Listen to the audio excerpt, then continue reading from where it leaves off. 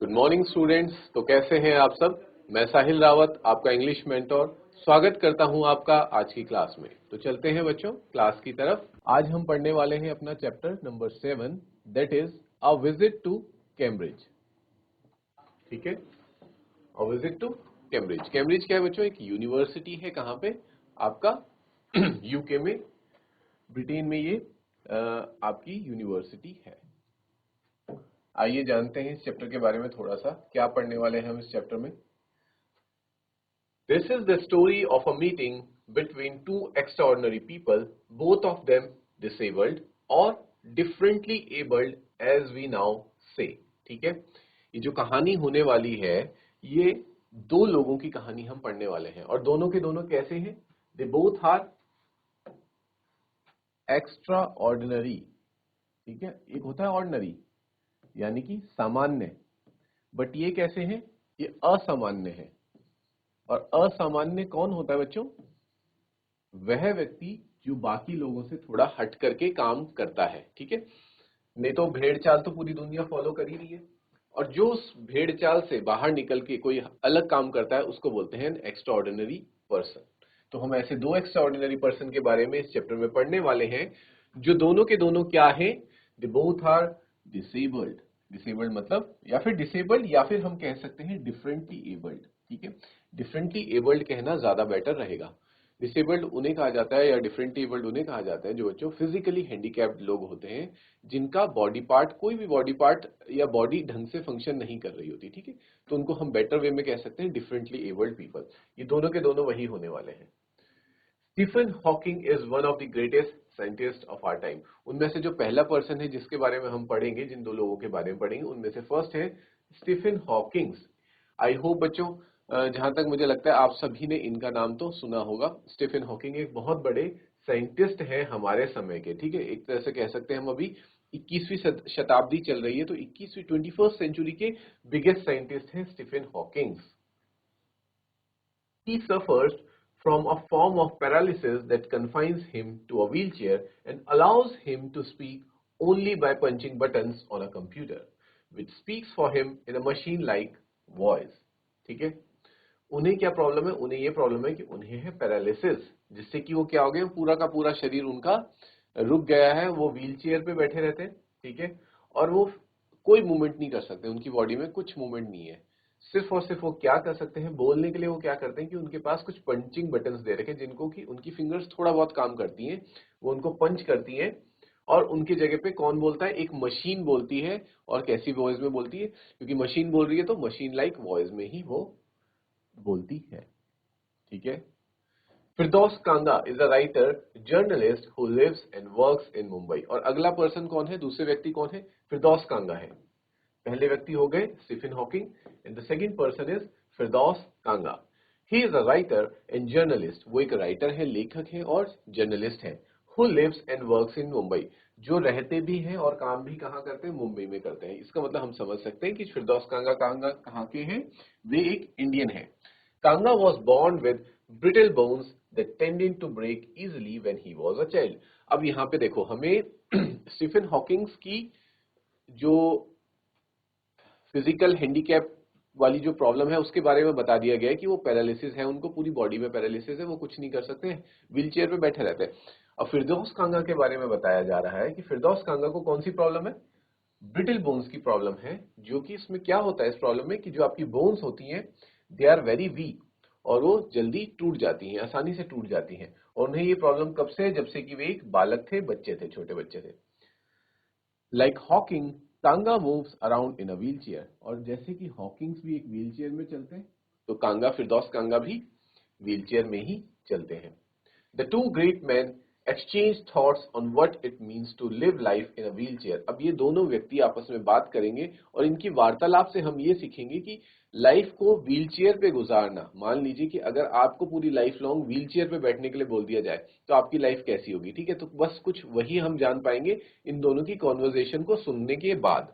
ठीक है, and on how the called normal people react to the disabled. और जिनको हम कहते हैं ना सो कॉल्ड नॉर्मल, इन्होंने क्यों कहा है सो कॉल्ड नॉर्मल? इसलिए कहा है कि जो नॉर्मल लोग अपने आप को नॉर्मल मानते हैं, वैसे देखा जाए तो नॉर्मल कोई भी नहीं है। हर इंसान के अंदर कुछ ना कुछ तो थोड़ी बहुत कमियां होती हैं। किसी के अंदर वो कमियां फिजिकल लेवल पे है तो वो दिख जाती हैं, किसी के अंदर मेंटल लेवल पे कुछ कमियां होती हैं या इमोशनल लेवल पे कुछ कमियां होती हैं, वो दिखती नहीं है तो उनको कंसिडर किया जाता है कि they are normal. But we can not say that everybody is 100% normal. थोड़ी बहुत कमियां हर व्यक्ति में पाई जाती है, इसलिए कह रहे हैं सो कॉल्ड नॉर्मल। लोग हमें क्या मानते हैं, हमें मानते हैं कि हम डिसेबल्ड हैं। डिसेबल्ड मतलब हम कुछ काम नहीं कर सकते। लेकिन ये चैप्टर पढ़ने के बाद बच्चों, स्टूडेंट्स, आपका ये पॉइंट ऑफ व्यू, पर्सपेक्टिव बिल्कुल चेंज होने वाला है कि जो लोग फिजिकली हैंडीकैप्ड हैं, they are not disabled, they are differently abled. वो काम भी कर जाते हैं जो कि हम जैसे नॉर्मल लोग, जिनके कि सारे बॉडी पार्ट्स, सारे ऑर्गन्स अच्छे से काम कर रहे हैं, ठीक है, हमारे अंदर कोई डिसेबिलिटी नहीं है, लेकिन फिर भी हम वो चीज नहीं अचीव कर पा रहे जो कि ये डिसेबल्ड पीपल या फिर फिजिकली हैंडीकैप्ड पीपल अचीव करते हैं। और इसी तरीके से दो एग्जांपल्स हमारे पास यहाँ पे कौन कौन है, स्टीफन हॉकिंग्स एंड फिरदौस कांगा। तो हम इस चैप्टर में ये अभी पढ़ने जा रहे हैं। ये आपको मैंने बेसिक ब्रीफ आपको कर दिया है यहाँ पे, ठीक है।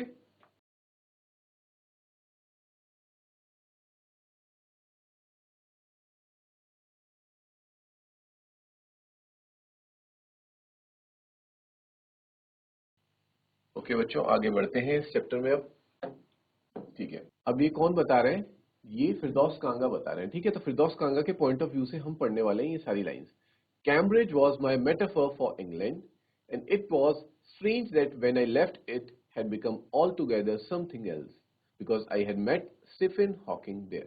ठीक है, तो ये कह रहे हैं कि जब मैं कैम्ब्रिज आया तो कैम्ब्रिज मेरे लिए क्या था, इंग्लैंड का ही एक मेटाफर था। मतलब मैं ये माना करता था, मेटाफर किसे कहते हैं बच्चों, मेटाफर आपने देखा होगा एक पोएटिक डिवाइस होता है जिसे हम पोम्स वगैरह में यूज करते हैं। मेटाफर, अगर हमें दो चीजों को आपस में सेम सेम कंपेयर करना होता है ना, तो हम उनको कंपेयर करने के लिए मेटाफर बोल देते हैं। जैसे कि कभी हम किसी बहुत खूबसूरत जगह में जाते हैं, विजिट करते हैं, तो हम बोलते हैं this place felt like heaven, ठीक है। या फिर केरला की बात मान लीजिए, Kerala is God's own heaven, ठीक है, भगवान का ही एक स्वर्ग है केरला। तो केरला तो अलग चीज हो गई, केरला अलग है और हेवन अलग है, लेकिन फिर भी हम दो डिफरेंट चीजों को कंपेयर कर रहे हैं ना आपस में, तो दैट इज कॉल्ड मेटाफर। दो चीजों को आपस में सेम सेम कंपेयर करना। तो जो फिरदौस कांगा है वो पहले माना करता था कैम्ब्रिज को इंग्लैंड और इंग्लैंड को कैम्ब्रिज समझते थे, ठीक है। लेकिन ये पॉइंट ऑफ व्यू उनका चेंज हुआ कब, उन्हें लगता था कि इंग्लैंड इंग्लैंड में सिर्फ और सिर्फ एक कैम्ब्रिज ही है देखने लायक जगह, ठीक है, वही सब कुछ है। लेकिन जब वो स्टीफन हॉकिंग से मिले तब उनका ये पॉइंट ऑफ व्यू बदला कि नहीं, ऐसा नहीं है कि इंग्लैंड में सिर्फ देखने लायक जगह या फिर कुछ सीखने लायक जगह सिर्फ और सिर्फ कैम्ब्रिज है। वहां पे ऐसे ऐसे महान लोग भी हैं जैसे कि स्टीफन हॉकिंग्स, उनसे भी मिलना एक बहुत ही, कह सकते हैं, एक्स्ट्रा ऑर्डिनरी एक्सपीरियंस रहा हमारे फिरदौस कांगा के लिए। और आगे जानेंगे, समझेंगे, पढ़ेंगे कि कैसे कैसे उन्हें ये एक्सपीरियंस हुआ, ठीक है। It was on a walking tour through Cambridge that the guide mentioned Stephen Hawking, poor man, who is quite disabled now, though he is a worthy successor to Isaac Newton, whose chair he has at the university। ठीक है, अब हुआ क्या, जो फिरदौस कांगा है उनके mind में नहीं था स्टीफन हॉकिंग्स के बारे में कुछ भी। वो आए थे इंग्लैंड सिर्फ और सिर्फ कैम्ब्रिज में घूमने, ठीक है। तो उनको जब कैम्ब्रिज, जैसे हम कहीं किसी जगह पे जाते हैं, हिस्टोरिकल मॉन्यूमेंट में जाते हैं या कहीं घूमने जाते हैं, तो वहाँ टूर गाइड्स होते हैं जो हमें वहाँ का टूर करवाते हैं और साथ ही साथ बता रहे होते हैं हर चीज की, ये ऐसा था, ये ऐसा था, ये इस महाराजा का महल था, यहाँ पे वो सोया करते थे, यहाँ पे ये उनकी तलवार थी, इस तरह से चीजें बताते हैं ना टूर गाइड्स। तो फिरदौस कांगा का टूर गाइड भी उन्हें कैम्ब्रिज दिखा रहा था, सारी चीजें दिखा रहा था। और दिखाते दिखाते उसने मेंशन कर दिया स्टीफन हॉकिंग के बारे में कि स्टीफन हॉकिंग इस रूम में रहा करते थे या ये उनका रूम है।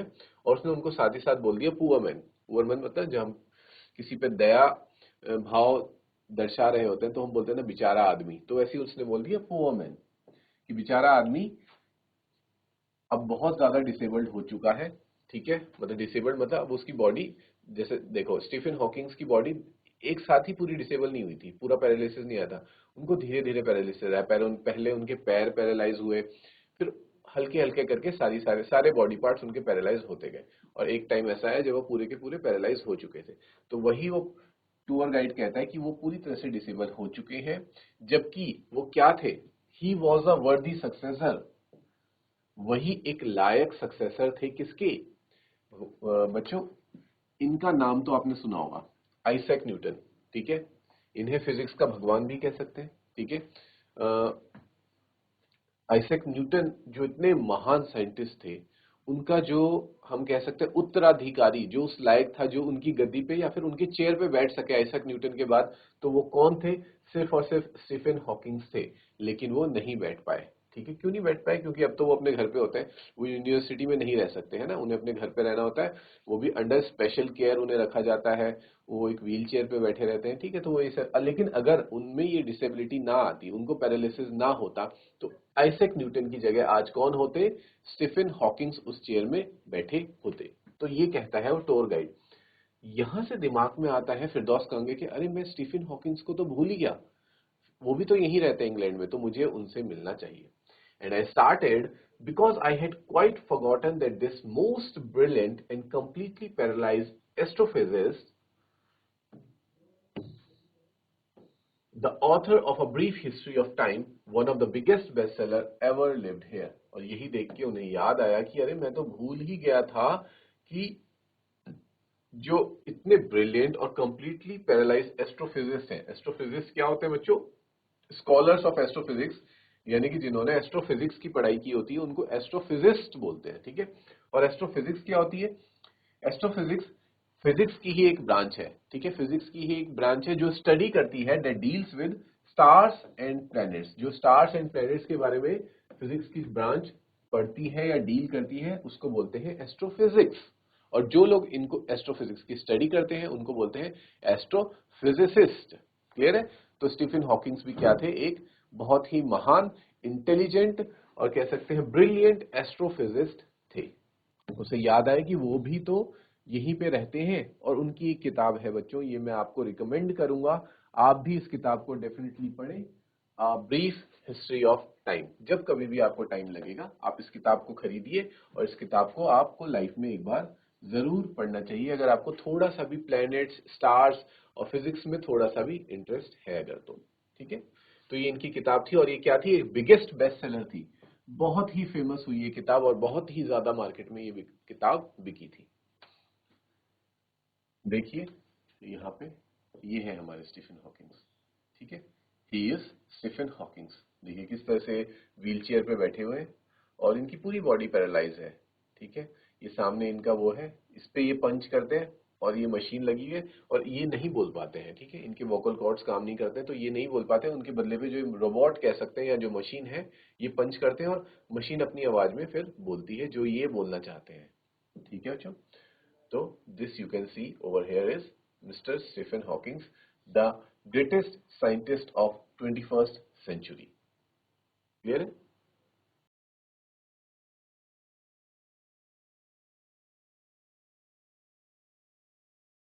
Okay students, let's move ahead।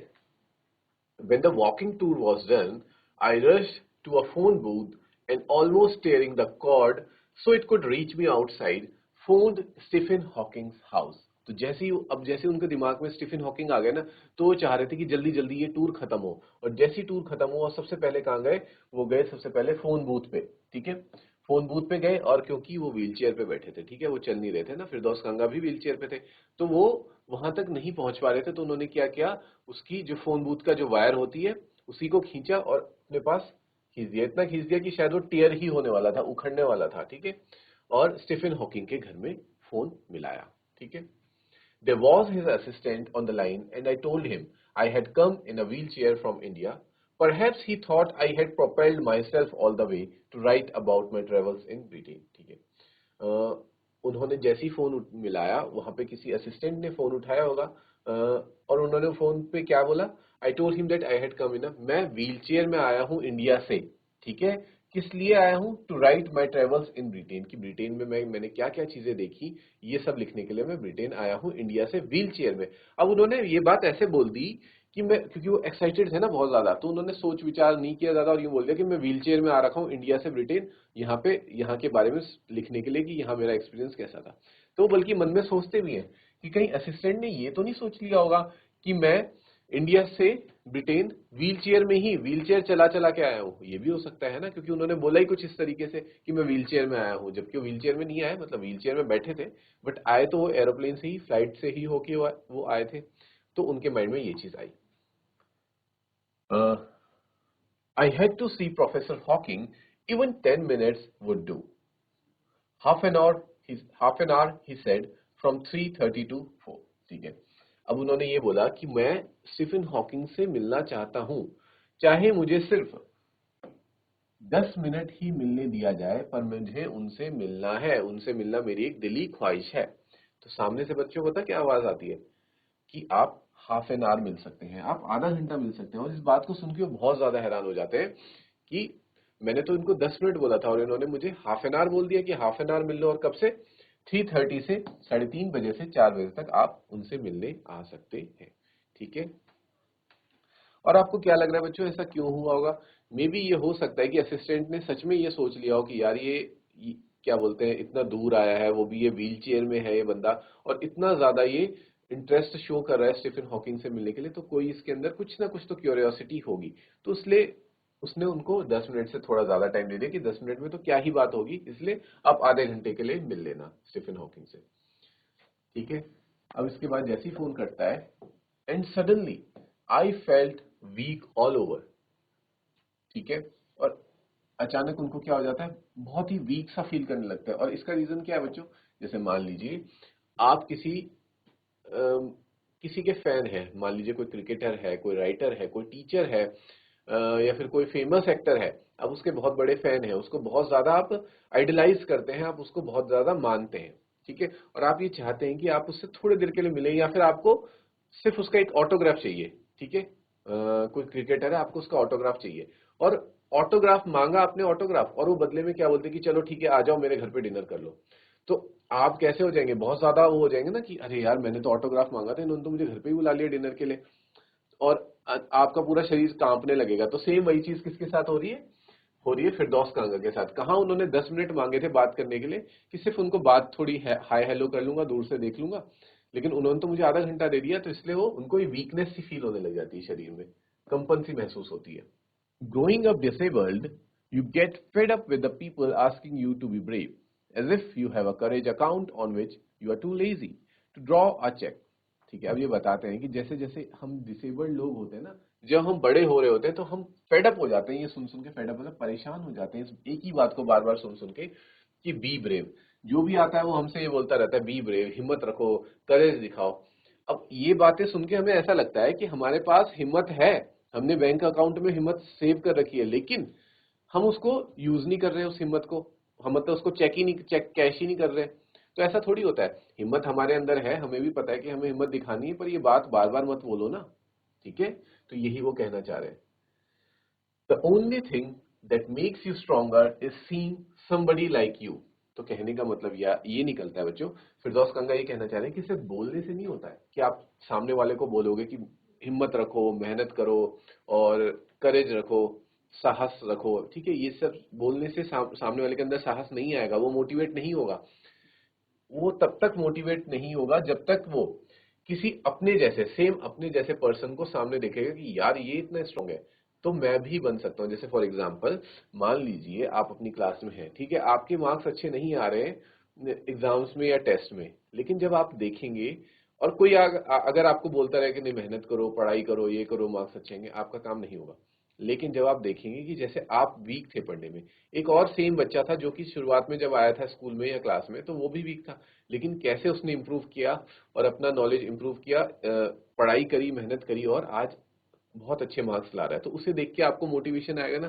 तो सेम चीज वही कह रहे हैं फिरदौस कांगा भी कि हमें भी कब आता है motivation, when we see you stronger is seeing somebody like you. जब हम किसी अपने जैसे व्यक्ति को बहुत ज्यादा स्ट्रांग देखते हैं तो हमें भी मन करता है कि हाँ हम भी स्ट्रांग बन सकते हैं। अचीविंग समथिंग ह्यूज, और वो बहुत कुछ अचीव कर रहा है, जैसे मैं डिसेबल्ड हूँ, वो सामने वाला भी डिसेबल्ड है, लेकिन उसने इतना कुछ अचीव कर लिया लाइफ में।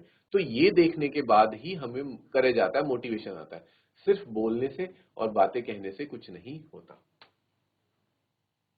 Then you know how much is possible and you reach out further than you ever thought you could। तब आप जब आप ये इस तरह का एग्जांपल्स देखते हैं ना कि ऐसा भी हो सकता है, ठीक है, जैसे कि फॉर एग्जांपल बच्चों जब हम देखते हैं न्यूज में कि किसी रिक्शा पुलर का बच्चा आईएएस ऑफिसर बन गया, ठीक है, किसी लेबर का बच्चा कोई बहुत आईआईटी क्रैक कर दिया किसी ने, तो ये देख के हमारे अंदर क्या आता है, मोटिवेशन आता है कि यार जब उनको तो कुछ भी चीज फैसिलिटी प्रोवाइड नहीं हो रही होगी, जब वो क्लियर कर सकते हैं इस एग्जाम को, ठीक है, वो अच्छे मार्क्स ला सकते हैं, तो हम भी कर सकते हैं। तो वही सेम चीज फिरदौस कांगा भी यहाँ बता रहे हैं कि तब हमें लगता है कि ये पॉसिबल है, इसे अचीव करना पॉसिबल है, और हम अपनी लिमिट से भी आगे बढ़ सकते हैं। जब हम सोचते हैं ना कि मैं सिर्फ इतना ही कर सकता हूँ, नहीं, जब हम देखते हैं कि हमसे पीछे जो लोग हैं वो हमसे आगे निकल रहे हैं, तब हमें लगता है कि नहीं, हम और आगे भी जा सकते हैं लाइफ में। इतना क्लियर है बच्चों? यहां तक आप लोगों को कोई डाउट तो नहीं है?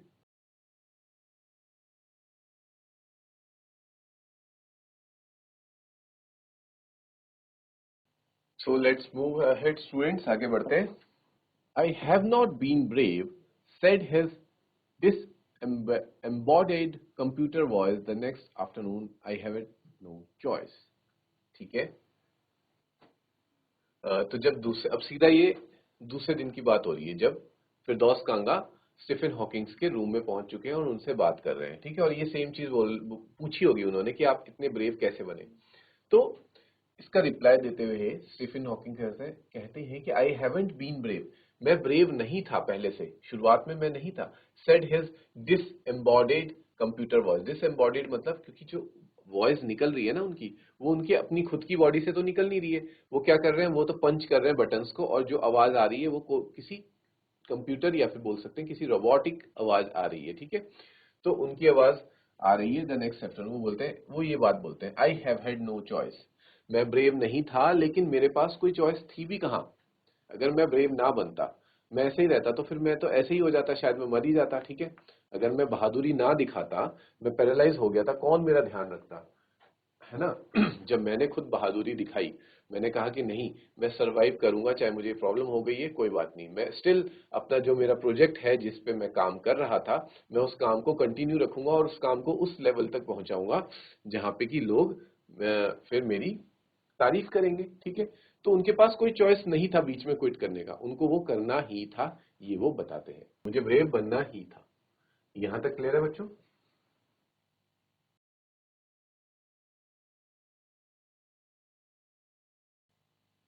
Surely I wanted to say, living creatively with reality of his disintegrating body was a choice, but I kept quiet. हाँ, मुझे भी देख के लगा कि हाँ, इस तरीके से रहना, जो डिसइंटीग्रेटिंग बॉडी है उनकी, डिसइंटीग्रेट बॉडी मतलब जो बिल्कुल पूरी तरह से काम नहीं कर रही, वो एक चॉइस ही है। ठीक है, अब रहना ही पड़ेगा। अब आपका शरीर ऐसा है तो आप क्या करेंगे, आप क्विट तो नहीं कर सकते कि हाँ मैं तो पैरालाइज हो गया, अब मैं क्या करूँ, अब मैं मर ही जाता हूँ, तो ऐसा तो नहीं कर सकते। तो इसलिए उनके पास कोई चॉइस नहीं थी, उनको ऐसे करना ही पड़ा। ठीक है, ऐसा वो कहना चाह रहा था बट वो चुप रहा। ठीक है, फिरदौस कांगा ने बोला कि मन में ऐसा सोचा लेकिन बोला नहीं।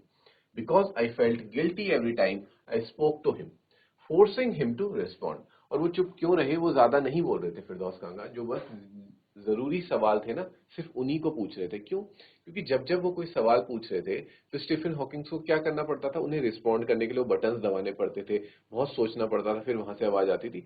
तो फिरदौस कांगा ये चाह रहा था कि मैं ज्यादा सवाल ना पूछूं ताकि मेरी वजह से स्टीफन हॉकिंग्स परेशान ना हो।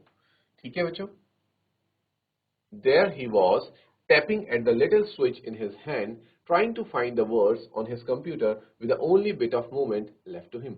अब क्योंकि क्या करना पड़ रहा था उनको, टैप करना पड़ रहा था, जो उनके हाथ में स्विच थे उनको फिर वर्ड्स ढूंढने पड़ रहे थे कि अच्छा जो बोलना चाह रहे हैं ना, वो उनको ढूंढने पड़ रहे थे कि अच्छा ये मैं बोलना चाहता हूँ, फिर उसको ढूंढो, फिर टैप करो, फिर जाके वो मैसेज आ रहा था। तो उनको इतनी तकलीफ हो रही थी सिर्फ और सिर्फ एक सेंटेंस बोलने में। ठीक है, और उनकी जो मूवमेंट थी हाथों की, वो भी बहुत ही बची कुची मूवमेंट थी, उस वजह से उनको इतनी मेहनत करनी पड़ी थी। और they were doing this with his he was doing this with his long pale fingers, मतलब उनकी लंबी लंबी उंगलियां थी, और कैसी हो चुकी थी वो, पीली हो चुकी थी, मतलब कह सकते हैं ना बेजान, जब शरीर एकदम बेजान हो जाता तो कैसा होता, पीला पड़ने लग जाता, तो उनका शरीर भी कुछ वैसा ही था, क्योंकि पूरा शरीर पैरालाइज हो चुका था। Every so often his eyes would shut in frustrated exhaustion, और जब जब उन्हें ये करना पड़ रहा था ना, कि जैसे मान लो मैंने उनसे कोई सवाल पूछा, मैं फिरदौस कांगा हूं, मैंने स्टीफन हॉकिंग से कोई सवाल पूछा, अब स्टीफन हॉकिंग्स को जवाब देना है, तो सबसे पहले सर्च करेंगे, अच्छा मुझे ये बोलना है, ये बोलना है, फिर टैप करेंगे, फिर दूसरा वर्ड ये टैप करेंगे, फिर दूसरा, तो बोलना बहुत कुछ चाह रहे हैं लेकिन इतना टाइम लग रहा है, और फिंगर्स भी ऐसे नहीं है ना फटाफट चल रही है, जैसे मान लीजिए हमारी फिंगर्स है, हम जब चैट करते हैं तो फटाफट चैट करते हैं, लेकिन उनकी फिंगर्स भी नहीं चल रही है ढंग से, तो उनको इतना फ्रस्ट्रेशन होता था, वो उनकी आंखों में दिखता था जब वो कुछ बोलना चाहते, क्योंकि मान लीजिए हम अंदर से बहुत सारी चीजें बोलना चाहते हैं लेकिन बोल नहीं पा रहे, तो हमारे अंदर भी एक फ्रस्ट्रेशन होता है, एक गुस्सा होता है, तो वही गुस्सा फिरदौस कांगा को किस में दिख रहा था? स्टीफन हॉकिंस के अंदर दिख रहा था, इसीलिए वो उनसे ज्यादा सवाल नहीं पूछ रहे थे। And sitting opposite to him, I could feel his anguish, the mind bind with thoughts that came out in frozen phrases and sentences stiff as corpses। ठीक है, अब ये बता रहा है कि मैं ये सारी चीजें महसूस कर पा रहा था क्योंकि मैं जस्ट उनके ऑपोजिट बैठा हुआ था। ठीक है, मैं फील कर पा रहा था, I could feel his anguish. Anguish का मतलब होता है बच्चों एक दर्द। दर्द कैसा? फिजिकल दर्द नहीं, फिजिकल पेन नहीं, एक दर्द अंदर से होता है ना, जो भावनात्मक पीड़ा जिसे बोलते हैं, वो कि जब हमें अंदर से बहुत दुख महसूस हो रहा था और दुख और दर्द महसूस हो रहा था वो। तो मैं उनका एंग्विश, उनका जो पेन है वो समझ पा रहा था, क्योंकि जो उनका माइंड है वो कैसा था? माइंड तो बिल्कुल बायंट है। बायंट मतलब होता है इंटेंसली एक्टिव एंड वाइब्रेट। पूरी तरह से माइंड उनका काम कर रहा है, माइंड में कोई डैमेज नहीं है, लेकिन बॉडी बिल्कुल काम नहीं कर रही। तो क्योंकि माइंड जब काम कर रहा है तो माइंड जो काम करता है उसके दिमाग में बहुत सारे थॉट्स आते हैं।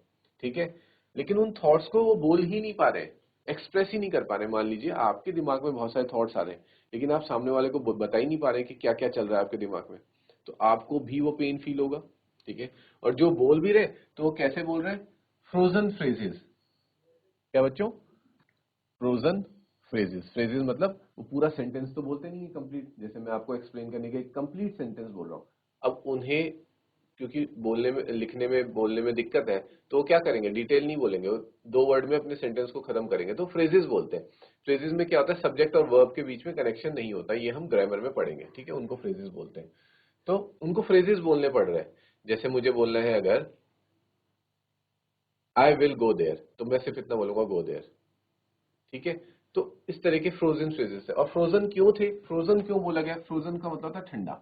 ठंडे से मतलब ये है कि ठंडे फ्रेजेस थोड़ी निकल रहे, मतलब कह सकते हैं इमोशनलेस।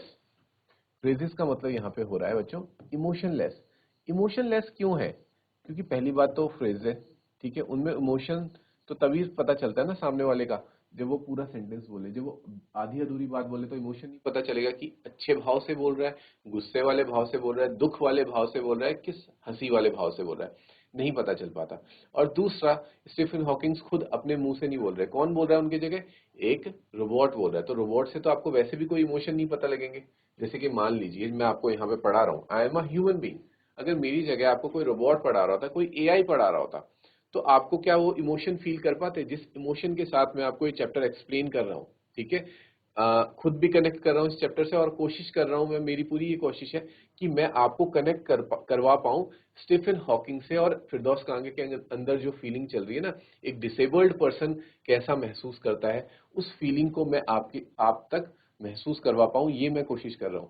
और अगर मेरी जगह कोई एआई होता या फिर कोई रोबोट होता, वो ये आई डोंट थिंक बच्चों कि वो ये काम कर पाता। ठीक है, क्योंकि जब वो खुद ही इमोशंस महसूस नहीं कर सकता, तो वो सामने वाले तक भी इमोशंस को कन्वे नहीं कर सकता है। ठीक है, तो इसीलिए फ्रोजन फ्रेजेस कहा गया। And sentences stiff as corpses. Corpse का मतलब होता है डेड बॉडी, लाश। ठीक है, तो जो उनके सेंटेंस आ रहे हैं ना, वो कैसे आ रहे हैं? ऐसा लग रहा है कोई लाश बोल रही है, क्योंकि सामने स्टीफन हॉकिंग्स बैठे हुए, वो बिल्कुल लाश की तरह बैठे हैं, बिल्कुल मूवमेंट नहीं है बॉडी में, सिर्फ और सिर्फ उनकी उंगलियां चल रही है, और आवाज कहाँ से आ रही है? कंप्यूटर की आवाज आ रही है। तो इसलिए ऐसा लग रहा है कि जैसे मैं किसी लाश से बात कर रहा हूं। यहां तक is everything clear to you guys, students?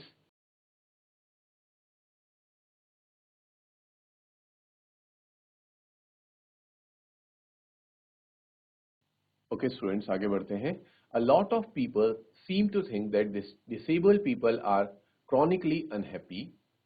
ठीक है, अब देखो, बहुत से लोगों को ऐसा लगता है, a lot of people seem to think, मतलब ऐसा लगता है कि जो डिसेबल्ड लोग होते हैं ना, जो फिजिकली हैंडीकैप्ड लोग होते हैं, वो अंदर से ना बहुत लंबे समय से, क्रॉनिकली मतलब होता है, क्रॉनिकली मीन्स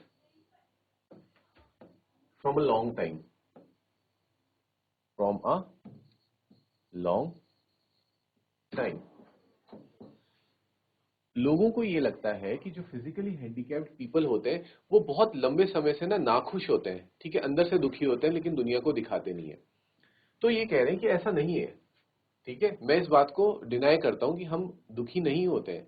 लोग हमें समझते हैं कि हम दुखी हैं, बट हम दुखी नहीं होते हैं। I said, I know that's not true myself, are you often laughing inside? ठीक है, तो फिरदौस कांगा ये कहते हैं कि देखो, मैं तो ऐसा नहीं हूं, मैं तो अंदर से दुखी नहीं हूं, मैं खुश रहता हूं।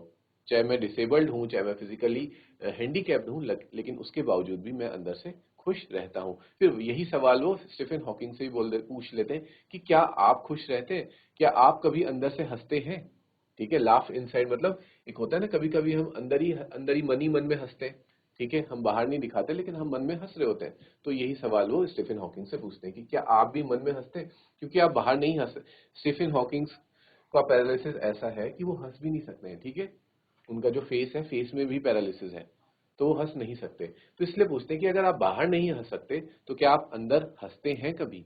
ठीक है बच्चों, तो आज इसी सवाल के साथ मैं अपने इस चैप्टर को एंड करता हूँ, क्लास को एंड करेंगे। आगे की स्टोरी जानेंगे हम बच्चों नेक्स्ट क्लास में। Till then take care, have a good day बच्चों, थैंक यू।